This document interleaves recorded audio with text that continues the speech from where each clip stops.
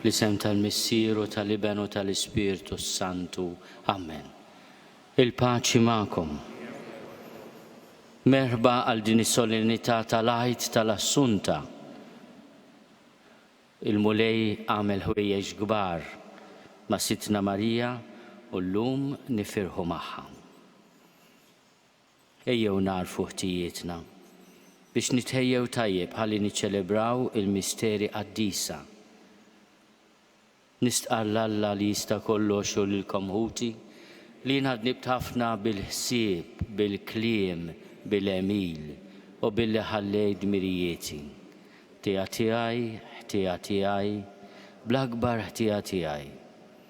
Għalhekk nitlob lill-Imqazza Marija dejjem Verġni, lill-anġli u l-qaddissin kollha u lilkom ħuti biex titolbu għalija lill-mulej Alla tagħna. Eħenna lina Alla li jista' kollox jafrinna dnubietna u jwassalna għal ħajja ta' dejjem.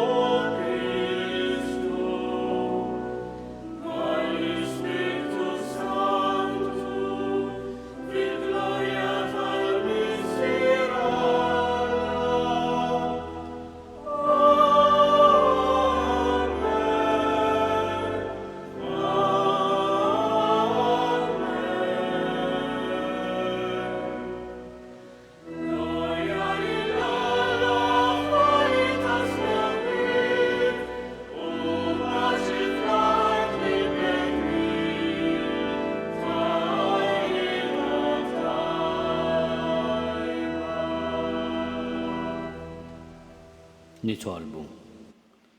O Alla li tista' kollox intellajt fil-glorja tas-sema bir-Ruħ u l-ġisem lill-Verġni bla teba Marija Omm Ibnek.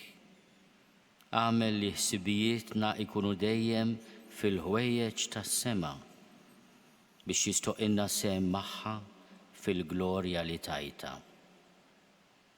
bibnek Ġesu Kristu Sidna li hu Alla u miegħek jgħix u jsaltan fl-imkien mal-Ispiritu Santu għal dejjem ta' dejjem.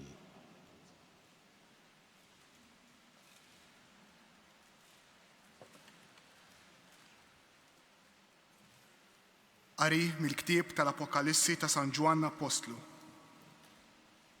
Infetaħ it-tempju ta' Alla li hemm fis-sema u deret l-arka tal-patt tiegħu fit-tempju tiegħu. U der sinjal kbir fis-sema, mara liebsa x-xemx bil-qamar taħt riġleha u b'kuruna ta' 12 kewkba fuq rasa. Imbagħad fis-sema der sinjal ieħor, ara dragun kbir minn lewn in-nar, b'7 tirjus u 10 tiqrun u b'7 djademi fuq irjusu. U b'dembu kienes waħda mit-tlieta tal-kwiekeb tas-sema u għaddabhom lejn l-art. U dragun marqat quddiem il-mara li kienet se tilet biex kif tilet li l-bina jibilgħu. U hi wildet iben, tifel, li kienet irid jira l-ġnus b'xettru tal-ħadid. U bina ġie maħtuf għal quddiem Alla u quddiem it-tron tiegħu. U l-mara ħarbet fid-deżert fil-post imħejja liha minn Alla. U smajt leħen qawwi mis-sema jgħid: issa ġiet is-salvazzjoni u l-qawwa u s-saltna ta' Alla tagħna u s-seta tal-Messija tiegħu. Il-kelma tal-Mulej.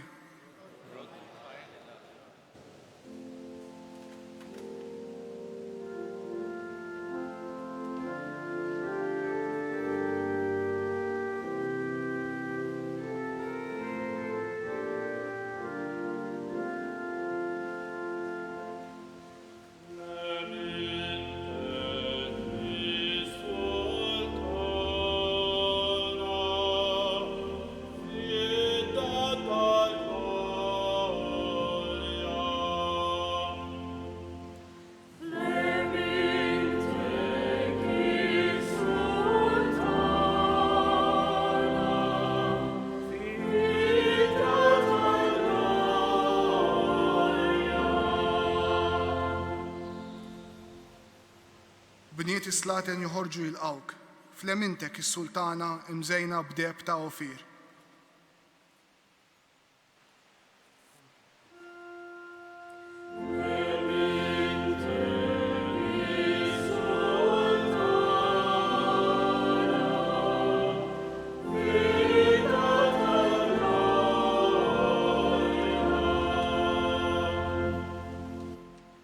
Isma' binti, ħares u għati widen, insa l-ġensek u l-dar missierek, jitaxxa is-sultan biġmielek u int għaxu sidek għatih qima.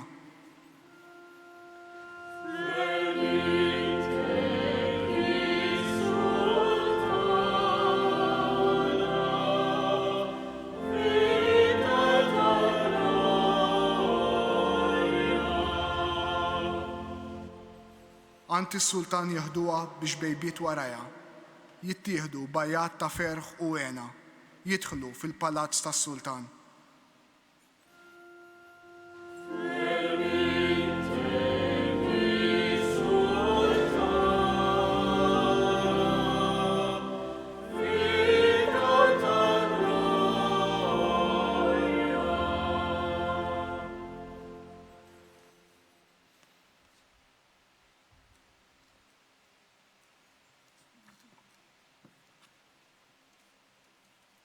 Qari mill-ewwel ittra ta' San Pawl Apostlu lil Korintin. Ħuti, Kristu kien imqajjem tassew mill-imwiet, l-ewwel fost dawk li raqdu. Għaliex jekk permezz ta' bniedem feġġet il-mewt, bi bniedem ukoll iseħħ il-qawmien mill-imwiet. Għax bħalma l-bnedmin kollha imutu f'Adam, hekk il-koll jiksbu l-ħajja fi Kristu. Imma kulħadd skont kif imissu, l-ewwel Kristu, wara dawk li huma ta' Kristu meta jerġa' jiġi. Imbagħad it-tmiem, meta Kristu jerħi s-saltna f'idejn Alla l-Missier wara li jkun qeret kull ħakma u kull seta u kull qawwa.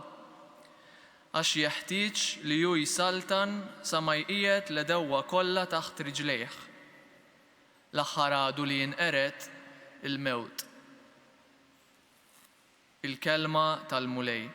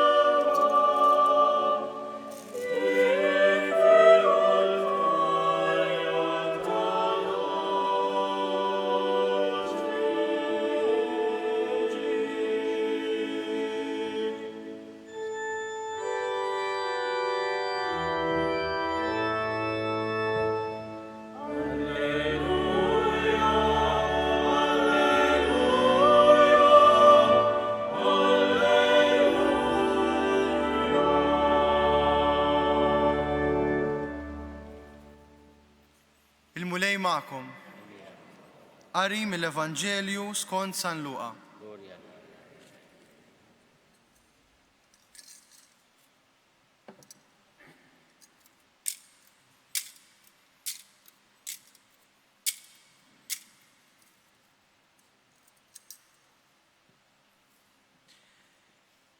F'dawk il-ġranet Marija qamet u marret tħaffef lejn l-oljiet f'belt tal-Ludija. Daħlet għand Zakkarija u selmet l-Elizabetta.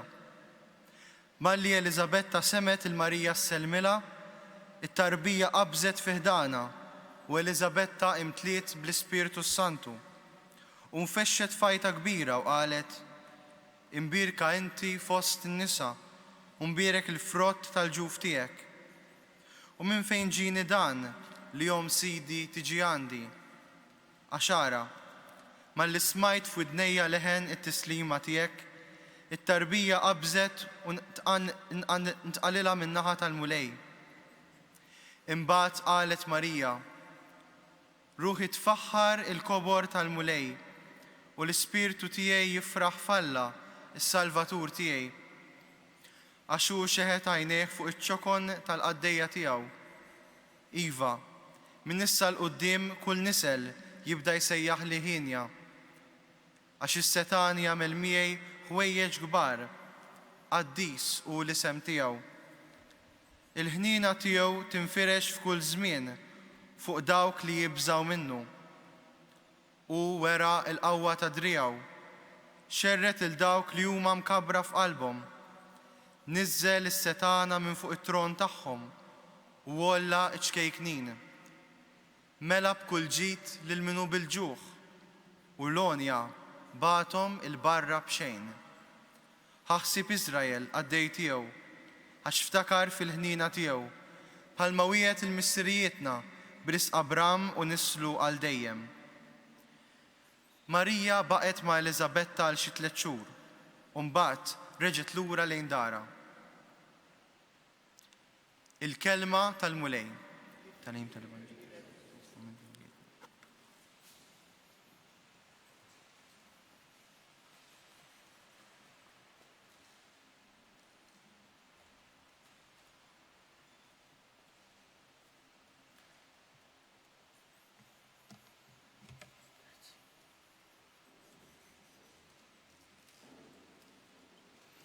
Xeħet għajnejh fuq iċ-ċokon tal-qaddejja tiegħu. Is-Setani għamel miegħi ħwejjeġ kbar. Kull nisel jibda jsejjaħli ħinja. Dawn il-kelmiet li qalithom Marija ta' Nażaret, il-mama ta' Ġesu, Għalithom f'kuntest ta' qadi u ta' mħabba. L-Anġlu Gabriel kien ħabrilha l-għażla tagħha biex tkun li ben ta' Alla u li kella sejjaħlu Ġesu. Imma bħala sinjal ta' dak li kien se jagħmel fiha u magħha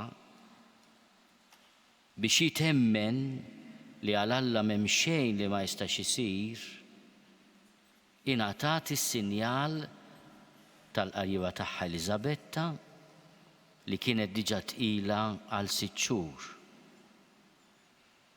Il-Madonna ndunat li l-qariba tagħha li kienet anzjana kienet baqala 3 xhur tqala.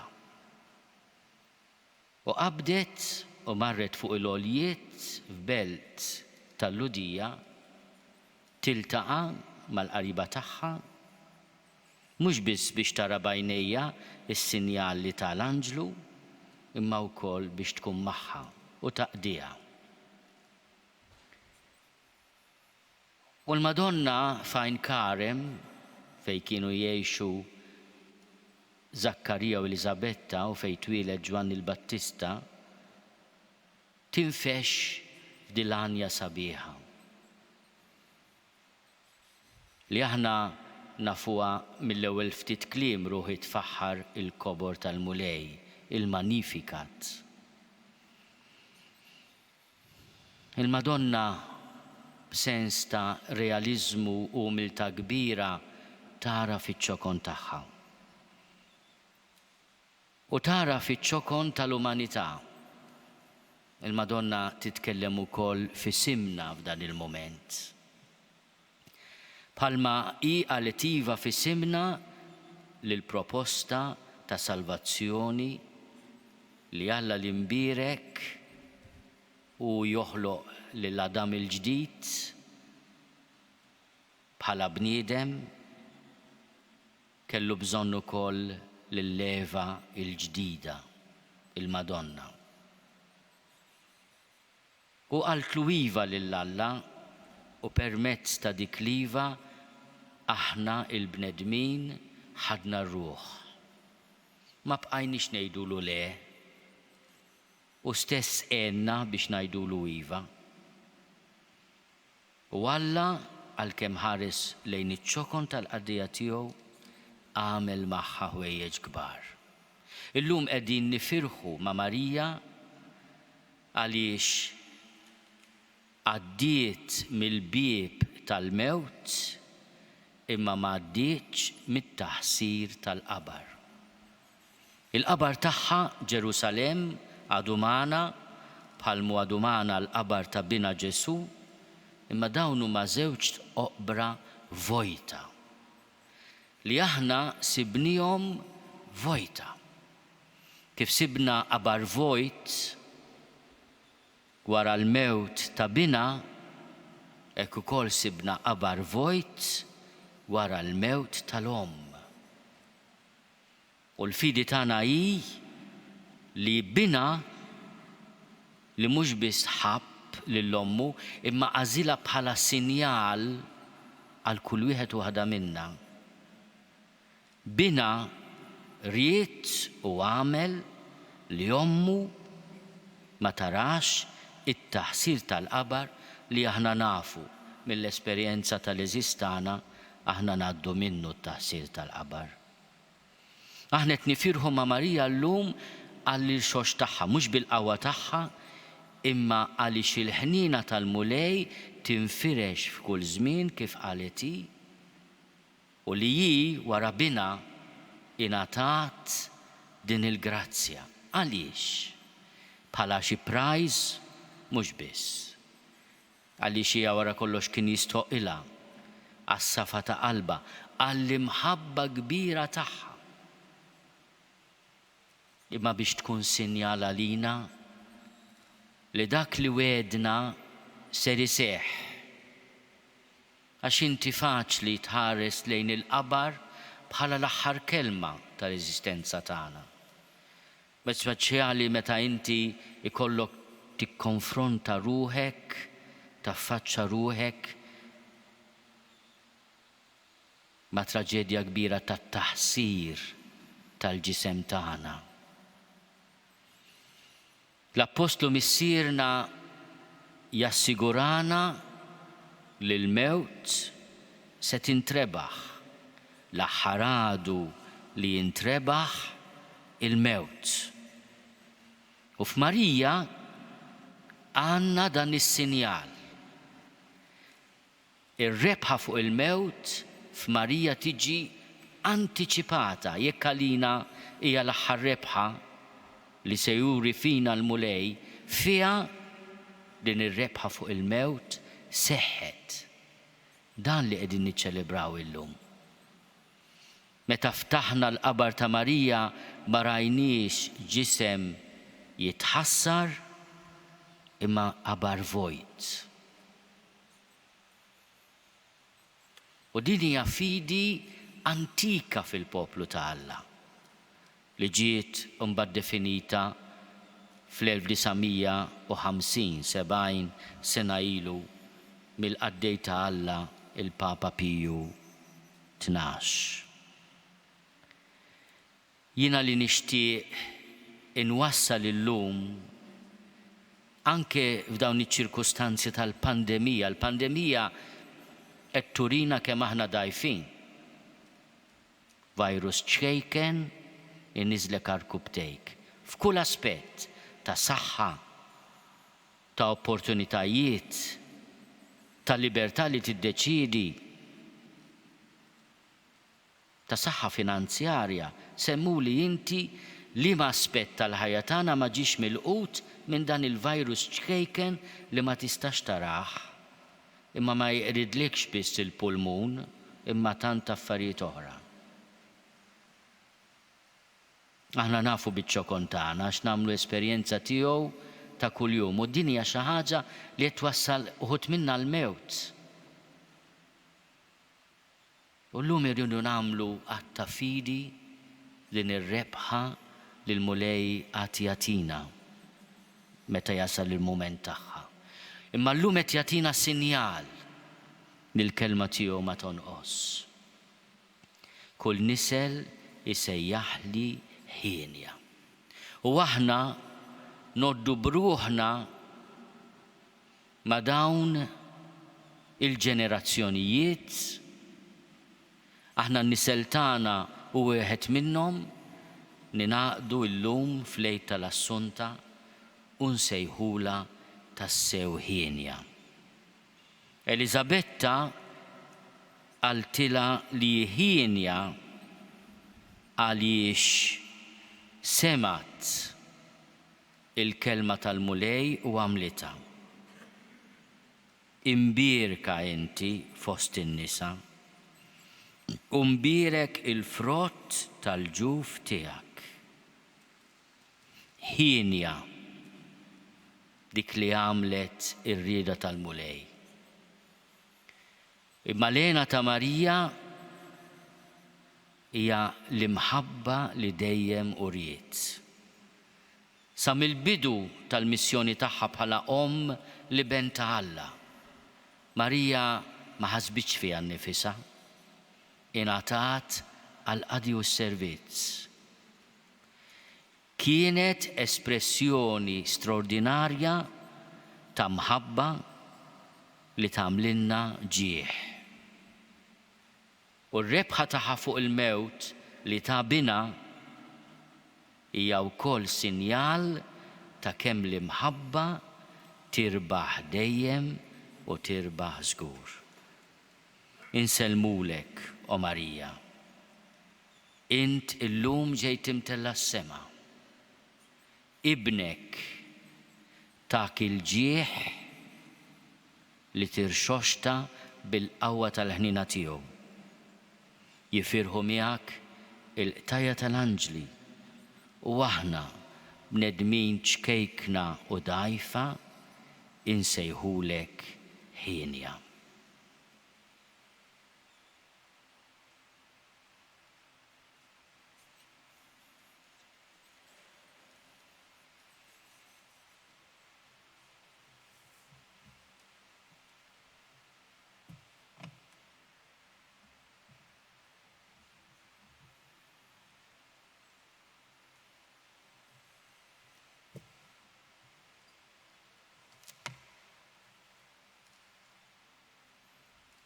Jina nemmen f'Alla wieħed il-Missier li jista' kollox, li ħalaq is-sema u l-art, dak kollu li jidher u dak li ma jidirx.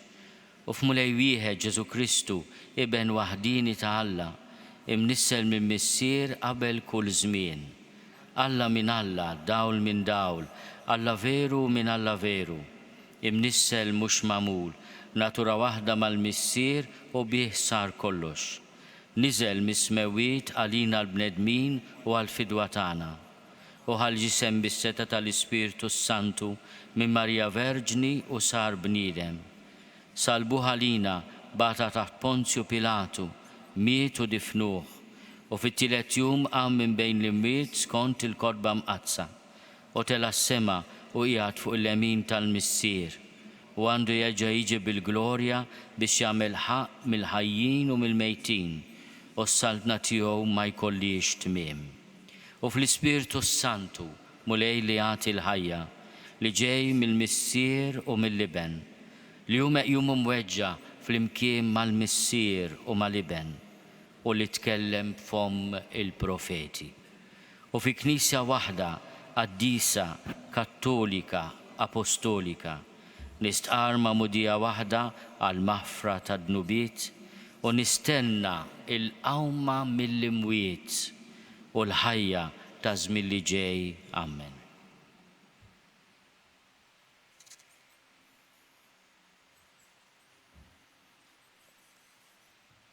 Ejjew inresqu t-talb tagħna quddiem il-mulej illum bl-interċessjoni ta' Sittna Marija, nitolbu għall-Qdusija tiegħu il-Papa għall-isfijiet, għas-saċerdoti, djakni u l-lajċi kollha tal-Knisja biex ma naqtgħu qalbna qatt fiċ-ċirkustanzi diffiċli tal-ħajja u nħarsu lejn Marija bħala sinjal sabiħ ta' tama. Nitolbu għal kull min hu milqut mill-pandemija tal-COVID-19, ma speċjali l-morda. Nitolbu għal min qed jieħu ħsiebhom għall-awtoritajiet tas-saħħa u għalina l-koll biex qatt ma nejjew nożżu u nieħdu ħsieb xulxin. Nitolbu għal ħutna li telqu qalbilna biex huma wkoll meta u kif irid Alla ikollhom fihom ir-rebħa fuq il-mewt. Nitolbu. Kulħadd jagħmel talba personali f'qalbu. Nitolbuk mulej tilqa' talb tagħna aħna ċkejknin u dgħajfin u bl-interċessjoni ta' Sittna Marija mtella s-sema terfana mid-djufija tagħna u tagħtina l-qawwa nixxenqu għall-ġenna bi Kristu Sidna.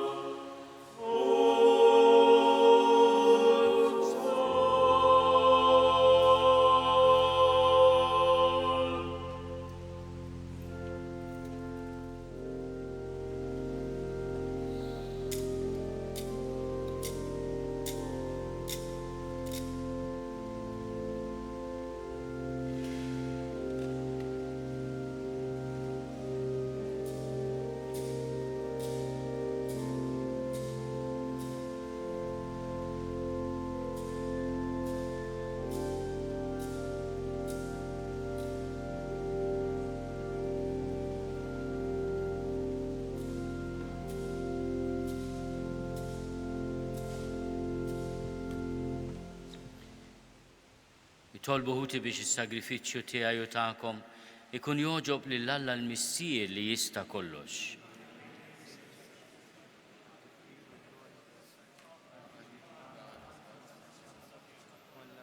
Titlaq quddiemek mulej l-offerta tagħna għaddejja fidili tiegħek.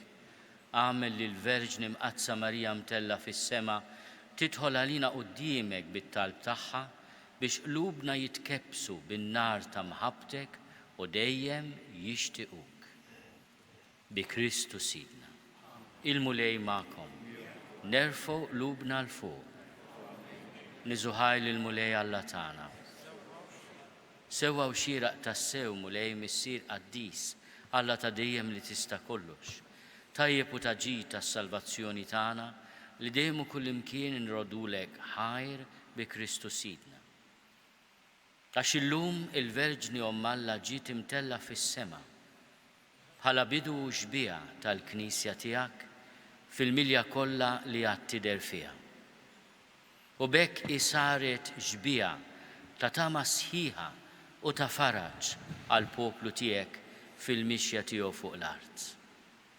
Għax int kif kien xieraq, ħlist mit-taħsir tal-qabar lil dik li b'mod tal-għaġeb tat lid-dinja bħala bniedem l-awtur ta' kull ħajja, Ġesu Kristu Sidna. Għalhekk nissieħbu mal-qtajja tal-anġli u b'ferħ kbir infaħruk u nkantawlek.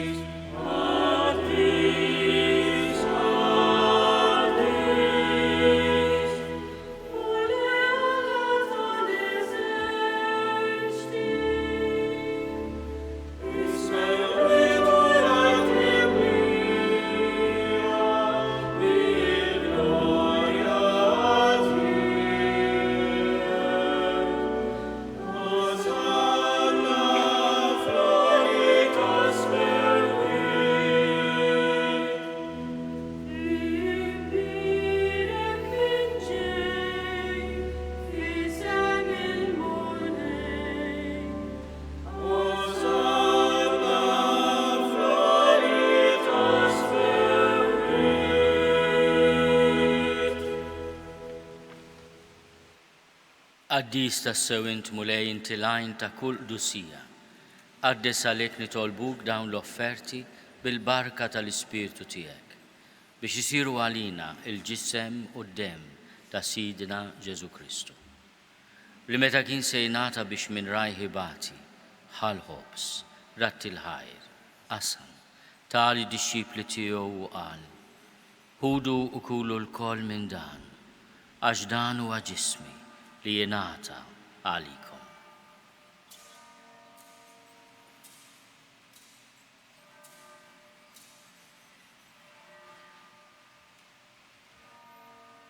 Ek ukoll wara l-ikla ħal-kalċi reġa' ratti l-ħajr, tali d-dixxipli tiegħu u qal: ħudu u jxorbu minnu l-koll, għax dan huwa l-kalċi ta' demmi tal-patt il-ġdid li jibqa' għal dejjem.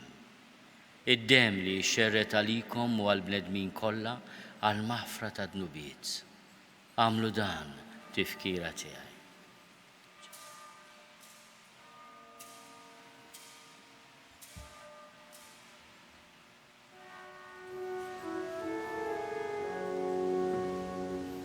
Dan hu l-misteru tal-fidi.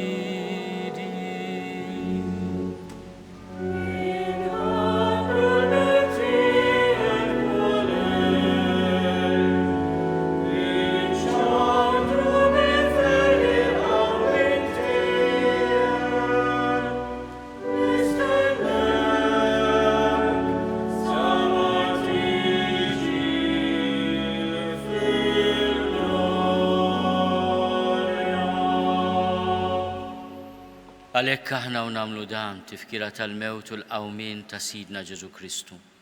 Nofrulek mulej l-ħobs tal-ħajja u l-kalċi tas-salvazzjoni. Nrodulek ħajra xoġbok tilqana u nquddiemek biex naqduk. U miċ-ċokon tagħna nitolbu li l-Ispirtu Santu jaqadna f'ġisem wieħed lilna li nieħdu sehem il-ġisem u d-demm ta' Kristu. Ftakar mulej fil-Knisja tiegħek imxerda mad-dinja kollha. Wettaqaf fl-imħabba fl-imkien mal-Papa Franġisku. Miegħi għaddej tiegħek mingħajr ma jistoqli. Mal-Isqof Joseph li qed jgħinni, mal-Isqof Mario, mal-Isqof Maħtur Anton u mal-Ministri tiegħek kollha. Ftakar ukoll fħutna li raqdu bit-tama tal-qawmien. Ftakar fil-mejtin kollha. Daħalhom quddiemek fid-dawl tas-seb tiegħek. Ħenna lina l-koll nitolbuk. Għati lilna wkoll il-wirt tal-ħajja ta' dejjem. Flimkien mal-Verġni Mqazzom Malla Marija, mal-Arus tagħha San Giuseppe, mal-Apostli u l-Qaddisin kollha li jgħixu fil-ħbiberija tiegħek sa mill-bidu tad-dinja. Għamel li magħhom infaħruk u nsebħuk b'Ġesu Kristu ibnek. Bi Kristu ma' Kristu fi Kristu. Jingħata lilek Alla Missier li tista' kollox flimkien mal-Ispiritu Santu. Kull ġieħu glorja għal dejjem ta' dejjem. Ejjew nitolbu kif għallimna u ridna nagħmlu li ben ta' Alla Ġesu għas-salvazzjoni tagħna. Missierna li inti fis-smawiet jitqaddes ismek tiġi saltnatek. Ikun li trid kif is-sema hekk fl-art. Ħobżna ta' kuljum għatina llum. Aħfrinna dnubietna bħalma naħfru lil minnu ħati għalina. La ddaħħalniex fit-tiġrib, iżda eħlisna mid-deni. Eħlisna nitolbuk mulej minn kull deni. Għatina fit-tjiebu għal-ħinna tiegħek il-paċi fi żmienna biex inkunu ħielsa dejjem mid-dnub u mħarsa minn kull inkwiet. Aħna nistennew u nittamaw ilena u l-miġja tas-Salvatur tagħna Ġesu Kristu. Mulej Ġesu Kristu li għat lill-Apostli tiegħek. Nħallilkom is-sliem, natikom is-sliem tiegħi. La tħares lejn dnubietna. Iżda ħares lejn il-fidi tal-Knisja tiegħek. Għati jaslimu l-għaqda li jint trid fiha, int li tgħixu s-saltam għal dejjem ta' dejjem. Il-paċi tal-mulej tkun dejjem magħkom. Għatu il-paċi lil xulxin.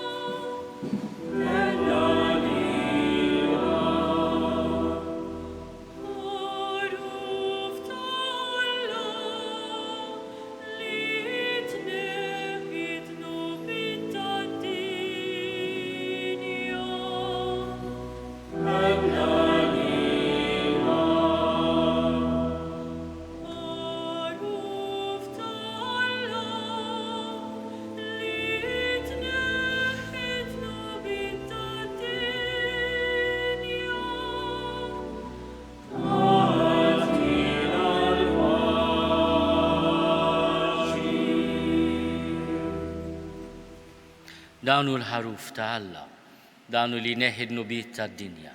Ħennin dawk li huma mistiedna għall-ikla tal-ħaruf. Mulej ma jistoqlix li tidħol taħt is-saqaf tiegħi, iżda biss kelma waħda u ruħi tkun infejn.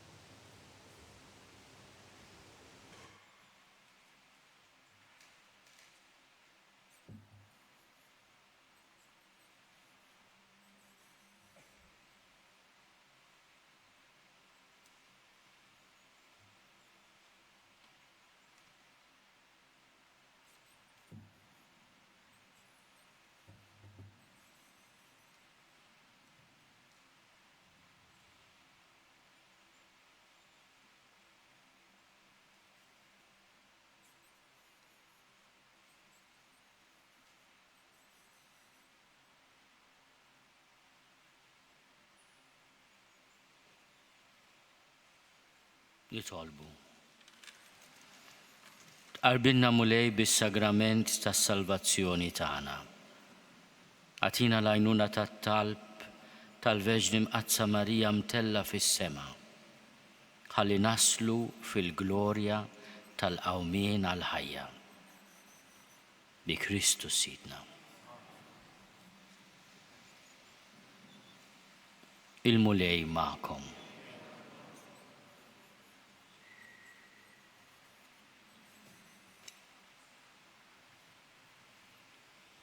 Alla li fit-tiba tiegħu ried jifdi l-bniedem bibnu imwielet minn Marja Verġni, janikom bil-barka tiegħu. Jatikom li dejjem u kullimkien ikolkom fuqkom il-ħarsien ta' Marja Verġni li biha l-qajna lil mintana l-ħajja.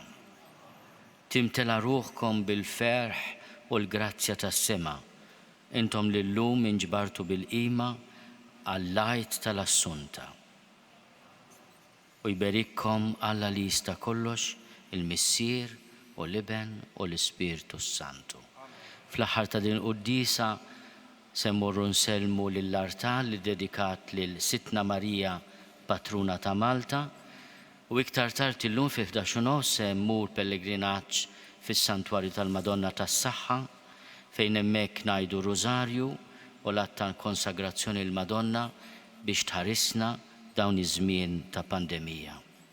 Il-festa tajba lil kulħadd, mod speċjali lil dawk li kienu preżenti llum fil-katedral u anke lil dawk li segwewna u se jsegwuna fuq il-medja soċjali.